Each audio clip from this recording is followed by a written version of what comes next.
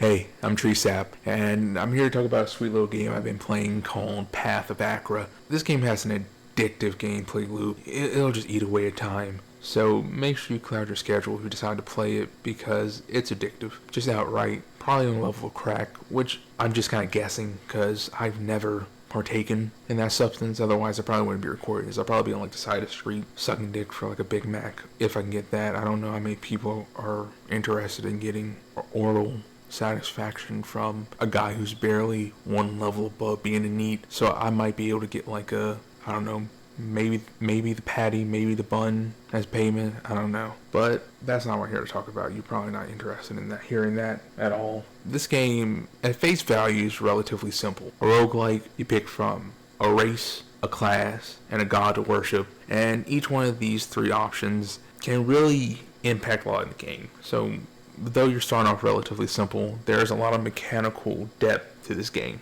Because when you get out into this world, you'll get plenty of chances to get upgrades. There's a whole massive skill tree with multiple rows of different skills related to elements or martial skill. There's prestige classes, and you can have a total of 3 different skill trees that you can use at once and mix and match them. And these prestige classes, one might be focused on just one thing, one might be focused on 2 combinations, some may be focused on one particular type of skill being maximized to its pinnacle. And when you take in that every single one of those races, every single one of those classes, every single one of those gods all have specific abilities, stats, and different kind of gameplay focuses kind of tied around them, you can see how something that looks simple on the surface can really turn into something that can really get you thinking, okay, how can I get this perfect build that can kind of get me through this game? And another thing that's kind of simple is just how you play it. You can choose to move around and choose what enemies you attack, but you can just press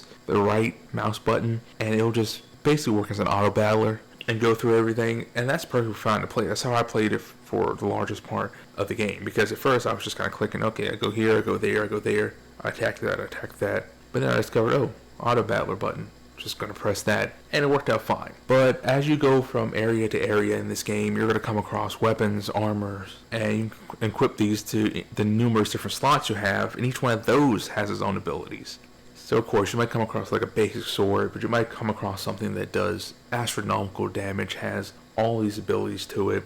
Some things depend on whether you're using 2-handed stuff, or you're dual wielding, or you have one weapon and a shield in your offhand, or you're doing bare fist. There's a lot of stuff you can really do. And you level up. So as you level up, you're gaining not only a chance to put more points into your skills, but also you can upgrade your dexterity, your intelligence, your strength, or just upgrade your health. And your health upgrade also gives you a chance that if you upgrade at the right time, you can also heal all the negative effects you have on your body. Because there's a wide variety of effects. Some enemies give you, some you put on yourself, and both can be positive or negative. But sometimes something that may seem negative can be turned to a positive if you build around it correctly. And that's kind of where you get more and more to the depth. We're trying to figure out, I can do this or that. I could focus on one stat, or I can focus on multiple ones. I can focus on one skill, because you can focus on, like I said, you can focus on a singular skill, and that might unlock a completely different way to play, because it might unlock a specific prestige class that stacks upon your already possessed class.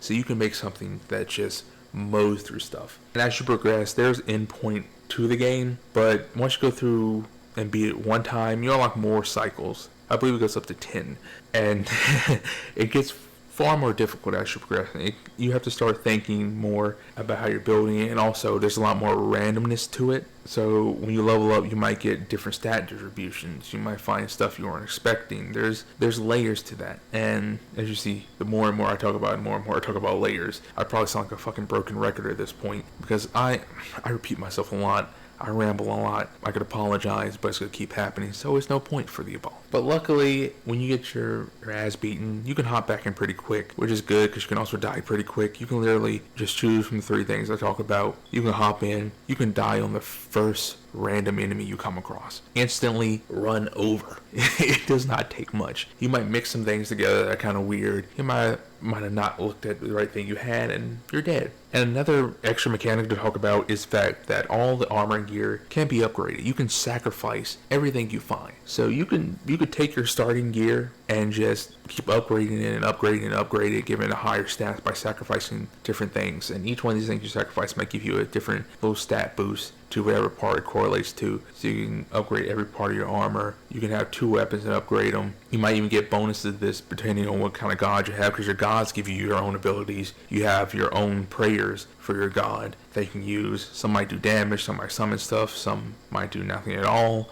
depending on the particular god, because maybe that god has a particular benefit and boon it gives you that requires you to really not pray. And some classes don't like, some classes or really races might not like to pray during battle or something like that. You don't even need to partake in using skills. You can focus purely on just what you started with and just getting better weapons, better armor, and you can just go through that entire run and be completely self-reliant. You can just be a person based around purely your gear. There's a lot of gear out of some stuff, but it can be worth it. It is kind of difficult because I've gone through and tried to do it multiple times, and I've gotten real close to the end on like the 3rd cycle, and I've been wiped out right there at that point where I was about to get that wonderful achievement and be so happy. Maybe in the future, as I keep grinding more and more at this, I might hopefully get it. And there's also a little bit of spice thrown in the game because you'll get introduced to the world during a run, and it has kind of like some cool little dialogue on the screen that kind of just adds that flavor. It makes you feel like the world is kind of alive. It is own special place that you're roaming around. It's just not a place that's just there for you to just kill stuff in.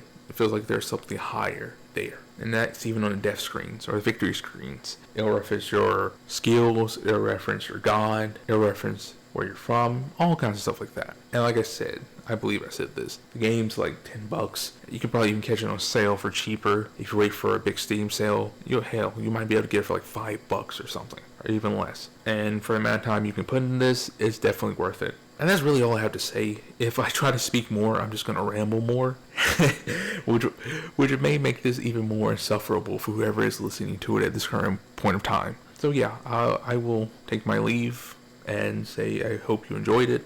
Peace. I'm out.